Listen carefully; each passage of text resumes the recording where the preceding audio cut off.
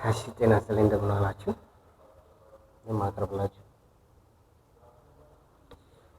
የማቀርብላችሁ አዲስ ርዕስ ነው።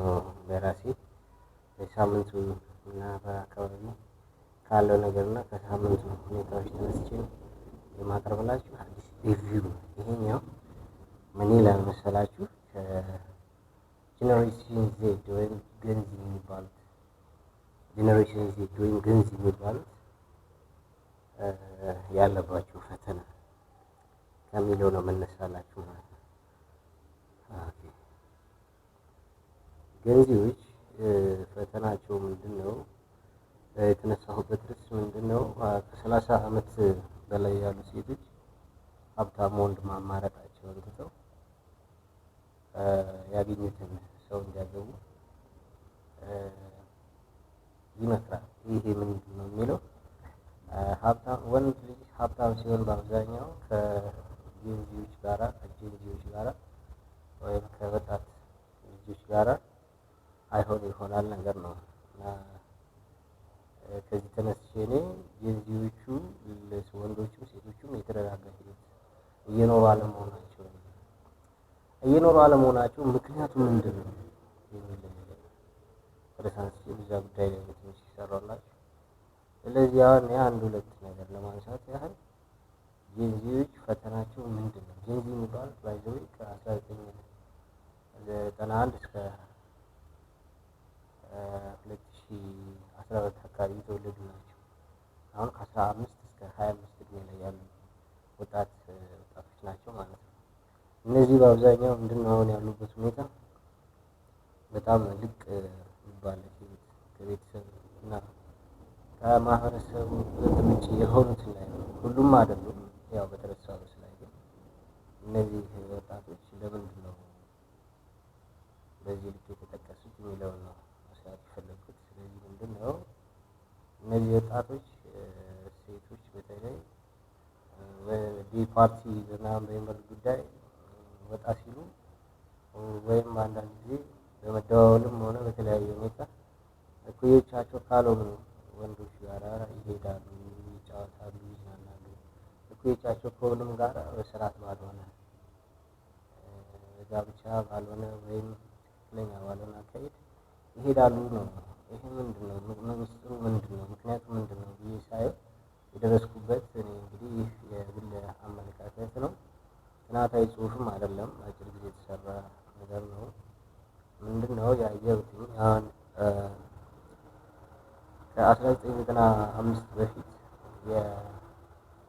የአስተማሪዎች የ3 ዓመት ኮርሳቸውን ቴሷቸውን ሲጨርሱ ቴሶ ማለት ቲቸርስ ኤዱኬሽናል ወርክሆልድ እንደማለት ነው። እና እዛ ላይ የዲፓርትመንታቸውን ማለት የአፕላይድ ሳይንስ ዲፓርትመንታቸውን ተምረው 3 ዓመት ተምረው ሲጨርሱ 1 ዓመት የፔዳጎጂ ስርዓት ይማራሉ ማለት ነው። እንደ አፓራንትሺፕ ማለት ነው፣ ለማስተማር 3 ዓመት በማንኛውም አፕላይድ ሳይንስም በአርትም የተማረ የሰለጠነ ሰው 3 ዓመት ሰልጥኖ ሲጨርስ በ1 ዓመት በፔዳጎጂ ይወስዳል ማለት ነው። ይህ እንግዲህ ምንድን ነው የሚረዳቸው የሚለው ስናይ ፔዳጎጂ ላይ ያው ከሳይንሱ ወጣ ብለው የተማሪዎችን ባህሪ ማያ ይሰለጥናሉ ማለት ነው። ያ ማለት ተማሪዎችን አካላዊና ስነልቦናዊ ጥቃት በማያደርስ ሁኔታ ግን በጣም ጫና በመፍጠር ውጤቱ ተማሪዎች መምህራኖቻቸው እንዲፈሯቸውና ትምህርታቸው እያንዳንዱ መምህራን የሚያስተምሩበት ዲፓርትመንት ላይ የሚያስተምሩትን ዲፓርትመንት ወይም ኮርስ እንዲወዱትና በዛ ላይ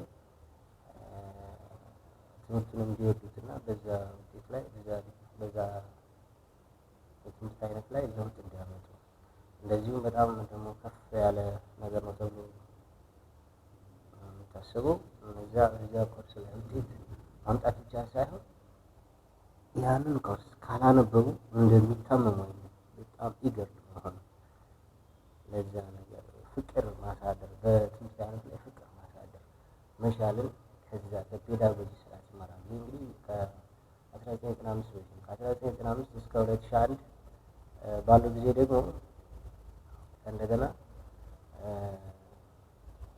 ፔዳጎጂም አዲስ ስርዓት ተፈጠረበት ማለት ነው። የራሱ ከ95 በፊት የራሱንም ዲፓርትመንት ነበረ። በዲፓርትመንት ደረጃ በ4 ዓመት ይሰጥ ነበር። እስከ 2001 ባለው ደግሞ እንዳልኳችሁ በአፕላይድ ሳይንስ የጨረሰ በሙሉ የ3 ዓመት ኮርሱን ከጨረሰው 1 ዓመት ፔዳጎጂ ይማራል ማለት ነው። ከዛ ደግሞ ከ2001 በኋላ ወደ ፒጂዲቲ ተቀየረ ማለት ነው። ፖስት ግራጁዌት ዲፕሎማ ኦፍ ቲቸርስ ነገር ነው የሚሆነው። ዛት ሚንስ ምን ማለት ነው?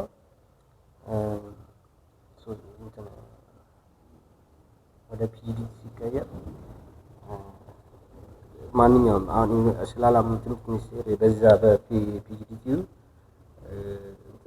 ስላላመነበት 1 ዓመት 3 ዓመት ተምረው ዩኒቨርሲቲ ተምረው ከዛም በዩኒቨርሲቲ 1 ዓመት በፔዳጎጂ እንዲወስዱ ስላላመነበት አዲስ አወጣ ማለት ነው። አዲስ እቅድ አወጣና በኮሌጆች ትምህርታቸውን ጨርሰው ከተመረቁ በኋላ መምህር መሆን የሚፈልጉት በራሳቸው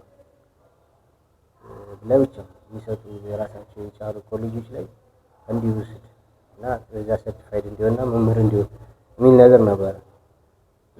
ከዛም በኋላም ከ2001 በኋላም እንደዚህ ይሄኛው ከወጣ በኋላም እንደዚሁ ፒጂዲቲ አሁን ቀርቷል ኦልሬዲ ማለት ነው።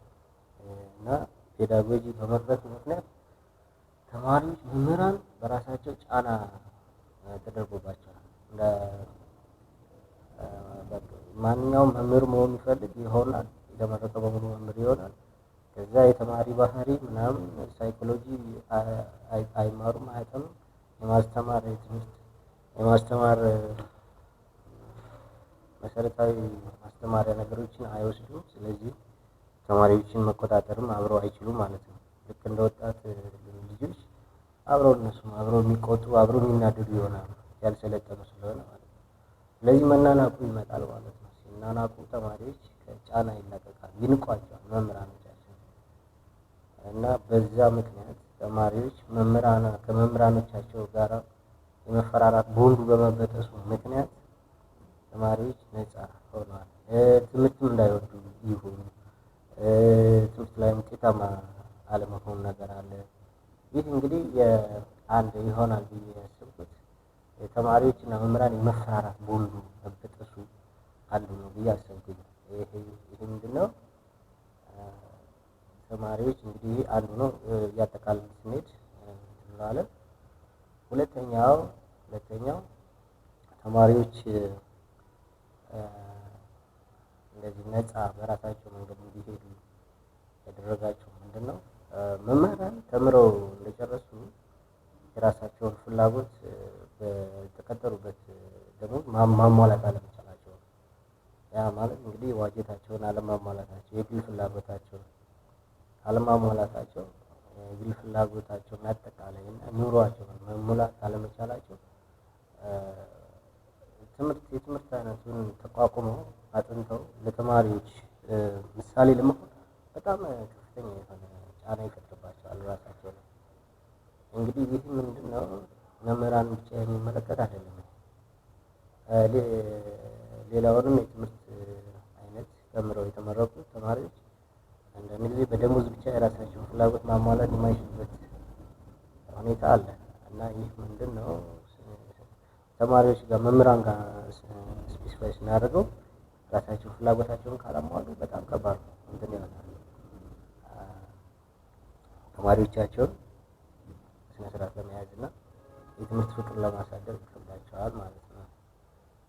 ኦኬ ሌላው እንግዲህ ሶስተኛው ማለት ነው የተማሩ ሰዎች በትምህርትና በደሞዝ ወቅቱን ያማከለ ራሳቸውን ፍጆታቸውን ጨርሰው ፍጆታቸውን አሟልተው ከዛም ደግሞ አትርፈው መቆጠብ የሚያስችል የደሞዝ ሁኔታ አሁን በሀገሪቱ ላይ ማለት እንችላለን። አክቹዋሊ በመንግስት ፐብሊክ የሚሰራ ማንኛውም መንግስት ዩኒቨርሲቲ ተመራቂ ይሄንን ማድረግ ይከብደዋል። ይህ ምንድን ነው? ደሞዝ ስኬሉ ከሀገሪቱ ስታንዳርድ ደሞዝ ስታንዳርድ ጋር ሲነጻጸር ዝቅተኛ ነው። ይሄንን ወጣቶች ሲያዩ መማር ምን ጥቅም አለው? የተማረው ሁሉ ደረሰ፣ ሁሉም በጣም ከፍተኛ ችግር ላይ ነው ያለው የሚል ነገር እና ትምህርትን የመናቅ ነገር ሲታይ ተማሪዎች እነዚህ ወጣት ጀነሬሽን ዜድ የሚባሉት ለትምህርት ቦታ ለመስጠት የሚለው ነገር ለእንደዚህ ምክንያት ነው ማለት ነው። ላይ ብቻ ያተኮረ ማለት ነው። በቀጣይ በሌላ ሪቪው